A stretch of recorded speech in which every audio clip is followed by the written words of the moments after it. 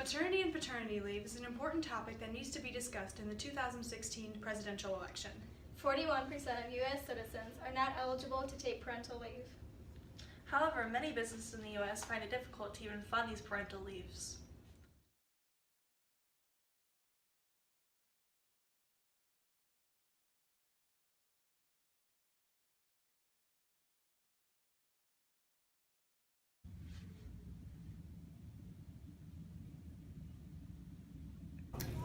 (1986).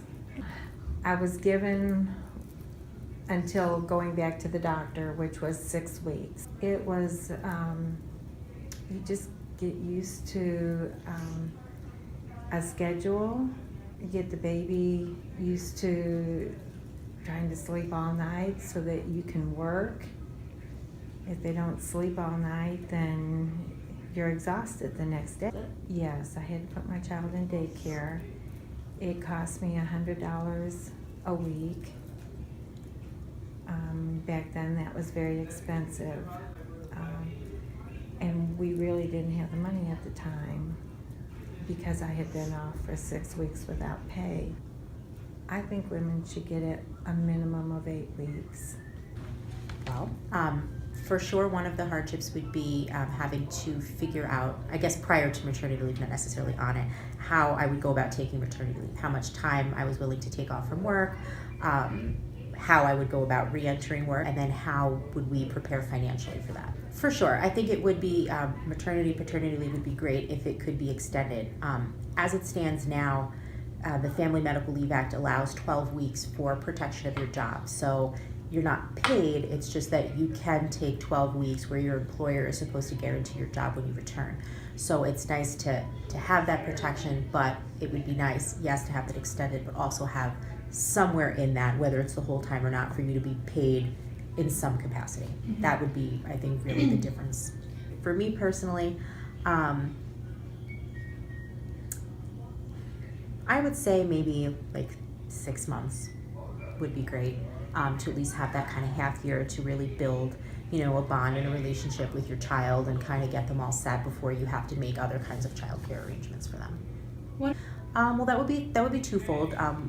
For the professional capacity, coming back not at the beginning of the school year was a little bit challenging because I kind of had to figure that out and not only come in not at the beginning, but have, you know, be a little bit sleep deprived and whatnot, not have like all my, I guess, bringing my A game necessarily. I have to say I'm very fortunate that my family and my in-laws were interested in helping with childcare. And I know if I had two that I had to have in daycare full time, it would be extremely financially difficult. I know I have plenty of colleagues and friends that do have to do that, and I know it's very financially challenging for them. So most kids are growing up in a family with 2 working parents or a single working parent, usually a single working mom. But unfortunately, even though our family demographics have changed pretty considerably and the way that we live our lives is very different now than it was, you know, back in the 1960s, our policies haven't kept pace. So we are the only advanced economy that doesn't guarantee paid maternity leave. Every day I hear from parents all across the country. They are doing everything right. They are working hard, they are living responsibly, they are taking care of their children, they're participating in their community. And these letters can be heartbreaking because at the end of the day, it doesn't feel like they're getting ahead, and all too often it feels like they're slipping behind. And a lot of the time they end up blaming themselves, thinking, if I just work a little harder, if I plan a little bit better, if I sleep a little bit less, if I stretch every dollar a little bit farther, maybe I can do it. And that thought may have crossed the minds of some of the folks here from time to time. Part of the purpose of this summit is to make clear you're not alone.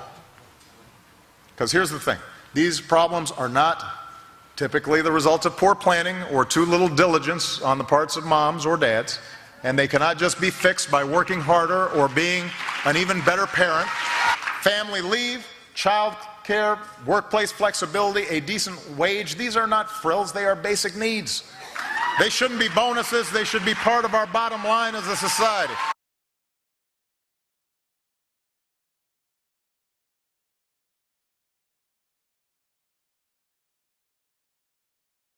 A lot of studies about the benefits towards children about maternity leave. They get taken to the doctor for checkups on a more regular basis, which makes sense if you think about it, because women have time off of work. They can make those checkups. They tend to be breastfed longer, which has a lot of health benefits. There's a push to consider paid leave, which is what every country in the world, except for Papua New Guinea, offers when you have a baby or when you need to take care of a sick family member. But that eroded over time. This was something that the business lobby was very much opposed to. And you can see why. Why would we pay workers to not work? However, it is a right that's accepted through the rest of the world.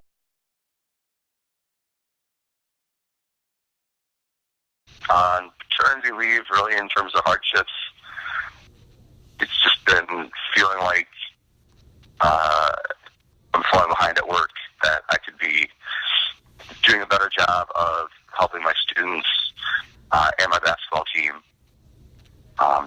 really to do better coaching and teaching. There's always people there to help, and I know everyone's taken care of. At the same time, there's just this feeling that, it's my job and I should be doing it, and basically I'm dropping the ball on that job, to take care of, what's probably a more important job of parenting, but still there's guilt there. I'm very fortunate that as a teacher in my district, I've been able to store up sick time and take a significant amount of time.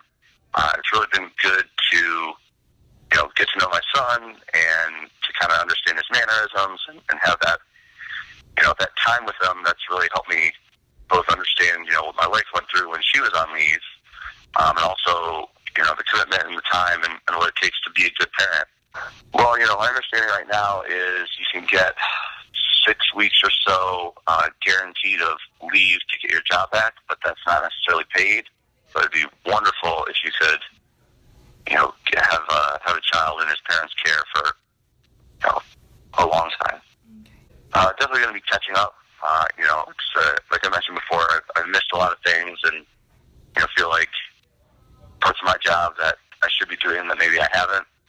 And when I come back, everyone will have already been doing things for the last little while, and I'm just going to have to get caught up. And I think so. We have a local daycare / preschool where we'll be taking our son once I have to go back.